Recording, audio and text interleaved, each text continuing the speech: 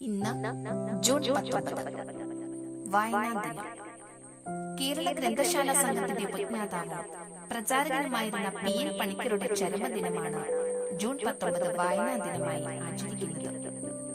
കൂട്ടുകാർക്കൊപ്പം വീടുകൾ കയറി പുസ്തകങ്ങൾ ശേഖരിച്ച് ജന്മനാട്ടിൽ സനാതനധർമ്മം വായനശാല ആരംഭിച്ചാണ് PN പണിക്കർ ഗ്രന്ഥശാല പ്രസ്ഥാനം ആരംഭിക്കുന്നത്.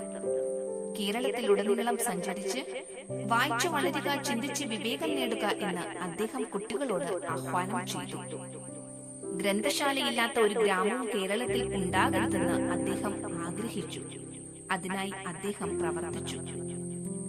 നിരക്ഷര നിർമ്മാർജ്ജനത്തിനായി 1977 കേരള അനൗപചാരിക വിദ്യാഭ്യാസന വികസന സമിതിക്ക്, അതായത് Kanfed, Kerala non formal education, അതിന് രൂപം നൽകി. 1995 ജൂൺ 19 അദ്ദേഹം മരണപ്പെട്ടു. ഗ്രന്ഥശാല പ്രസ്ഥാനത്തിന്റെ സ്ഥാപകൻ, കാൻഫെഡിന്റെ സ്ഥാപകൻ തുടങ്ങി ഒട്ടനവധി സംഭാവനകൾ മലയാളത്തിന് നൽകി. പിന്നീട് കേരള നിയമസഭ അംഗീകരിച്ച കേരള പബ്ലിക് ലൈബ്രറീസ് ആക്ട് അദ്ദേഹത്തിന്റെ സ്വപ്നമായിരുന്നു.